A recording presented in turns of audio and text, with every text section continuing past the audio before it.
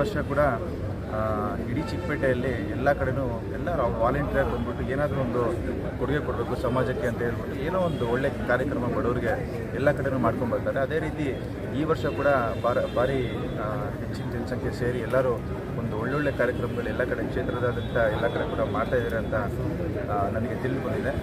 ಅದಕ್ಕೆ ನಾನಾಗಲಿ ನಮ್ಮ ಕುಟುಂಬದವರಾಗಲಿ ನಾವು ಯಾವತ್ತೂ ಕೂಡ ನಾವು ಚಿಕ್ಕಪೇಟೆ ವಿಧಾನಸಭಾ ಕ್ಷೇತ್ರದ ಜನತೆಗೆ ನಾವು ಯಾವತ್ತೂ ಚಿರುಣಿಯಾಗಿರ್ತೇವೆ. ಯಾಕಂತಂದರೆ ನಾವು ಚುನಾವಣೆಗಳಲ್ಲಿ ಗೆಲ್ಲಿ ಸೋಲ್ಲಿ ಏನೇ ಆಗಲಿ ನಮ್ಮ ತಂದೆಯವರು ಸೋತಿರ್ಬೋದು ಗೆದ್ದಿರ್ಬೋದು ಈ ಅನೇಕ ಕಾರಣಗಳಿಂದ, ಆದರೆ ಪ್ರೀತಿ ಮಾತ್ರ ಪ್ರತಿ ವರ್ಷ ಜಾಸ್ತಿನೇ ಆಗ್ತಾ ಹೋಗ್ತದೆ ಹೊರತು ಕಮ್ಮಿ ಆಗ್ತಾಯಿಲ್ಲ.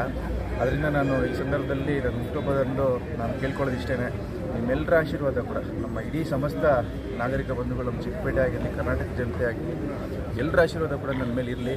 ನಿಮ್ಮೆಲ್ಲರ ಪರವಾಗಿ ನಾನು ಮುಂದಿನ ದಿನಗಳಲ್ಲಿ ನಿಂತು ದುಡಿತೀನಿ ಅಂತ ಈ ಸಂದರ್ಭದಲ್ಲಿ ನಾನು ಹೇಳಲಿಕ್ಕೆ ಇಷ್ಟಪಡ್ತೀನಿ.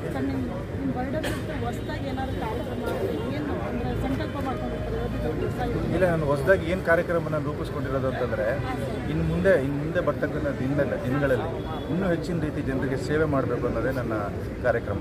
ಅದನ್ನೇ ನಾನು ಅಂದ್ಕೊಂಡಿರೋದು. ಇನ್ನೂ ಹೆಚ್ಚಿನ ರೀತಿ ನಾನು ಬಡವರ ಪರವಾಗಿ ನಿಂತ್ಕೊತೀನಿ, ದೀನ ರೈತರ ಪರವಾಗಿ ನಿಂತ್ಕೊತೀನಿ, ಅಲ್ಪಸಂಖ್ಯಾತರ ಪರವಾಗಿ ನಿಂತ್ಕೊತೀನಿ, ಎಲ್ಲ ಸಮುದಾಯಗಳ ಪರವಾಗಿ ನಾನು ನಿಂತ್ಕೊಂಡು ದುಡಿತೀನಿ ಅಂತ ಅವ್ರ ಪರವಾಗಿ ನಾನು ದುಡಿತೀನಿ ಅಂತ ಈ ಸಂದರ್ಭದಲ್ಲಿ ಅದೇ ನಾನು ನನ್ನ ಬರ್ತಡೆಗೆ ನಾನು ನಿರ್ಧಾರ ಮಾಡ್ಕೊಂಡಿರ್ತಕ್ಕಂಥ. Thank you.